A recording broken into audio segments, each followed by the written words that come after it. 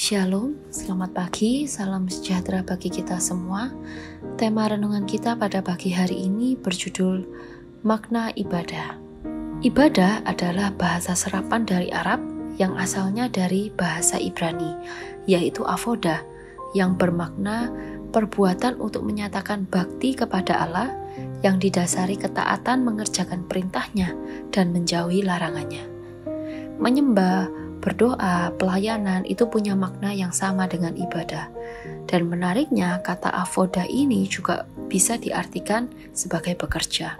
Dalam Kolose 3 ayat 23 dituliskan, apapun juga yang kamu perbuat, perbuatlah dengan segenap hatimu seperti untuk Tuhan dan bukan untuk manusia.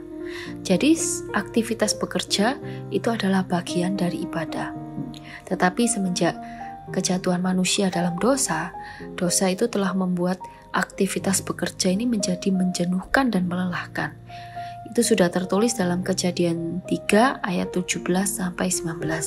Dituliskan, lalu firman-Nya kepada manusia itu, karena engkau mendengarkan perkataan istrimu dan memakan dari buah pohon yang telah kuperintahkan kepadamu, jangan makan daripadanya, maka terkutuklah tanah karena engkau.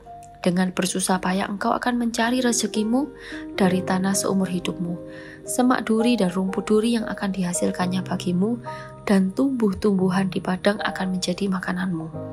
Dengan berpeluh engkau akan mencari makananmu sampai engkau kembali lagi menjadi tanah, karena dari situlah engkau diambil, sebab engkau debu, dan engkau akan kembali menjadi debu. Dosa sudah membuat bekerja menjadi begitu menjenuhkan, begitu melelahkan. Bahkan dosa ini juga merusak ibadah, sehingga terjadi penyimpangan-penyimpangan dalam ibadah. Ibadah adalah berbakti kepada Allah. Artinya ibadah itu memberikan kontribusi pada apa yang dikehendaki Allah agar dilaksanakan di dalam dunia. Pertanyaannya, apa dalam diri kita yang perlu kita berikan untuk Allah? Tentu saja yang terbaik, yaitu hidup kita. Lantas, apakah dengan bekerja dapat menggantikan ibadah karena arti dan maknanya sama? Tentu saja tidak, karena ibadah tetap harus dilaksanakan.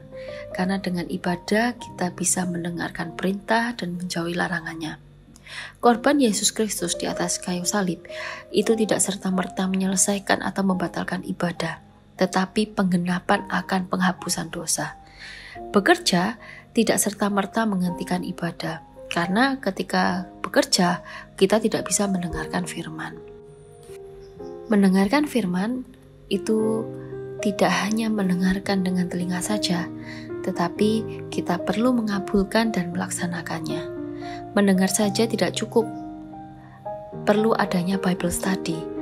Karena di situ kita tidak berbicara kepada Tuhan, melainkan kita duduk diam, mendengarkan suaranya, mengingat, melakukan perintah, dan menjauhi larangannya. Firman Tuhan tidak hanya diingat, tetapi juga direnungkan. Dan ketika kita melakukan firman Allah, kita akan mengalami pengalaman dengan Allah secara pribadi. Kita akan dibentuk seperti kehendak Allah. Itulah salah satu bentuk memberikan yang terbaik bagi Allah. Dan ibadah punya tujuan, yaitu pendamaian. Artinya mendamaikan diri kita dengan Allah dan juga dengan sesama. Bukan sebuah kebetulan jika worship atau ibadah dengan worship kapal perang itu memiliki pengucapan yang hampir sama. Bahkan punya filosofi yang sama, komitmen, disiplin, tunduk pada otoritas, dan punya tujuan yang sama, yaitu menciptakan perdamaian. Mari kita jadikan ibadah ini bukan hanya sekedar bagian dari hidup kita, tetapi mari kita jadikan ibadah ini menjadi hidup kita yang sepenuhnya. Mari kita memberikan yang terbaik bagi Allah lewat hidup kita. Amin. Tuhan Yesus memberkati.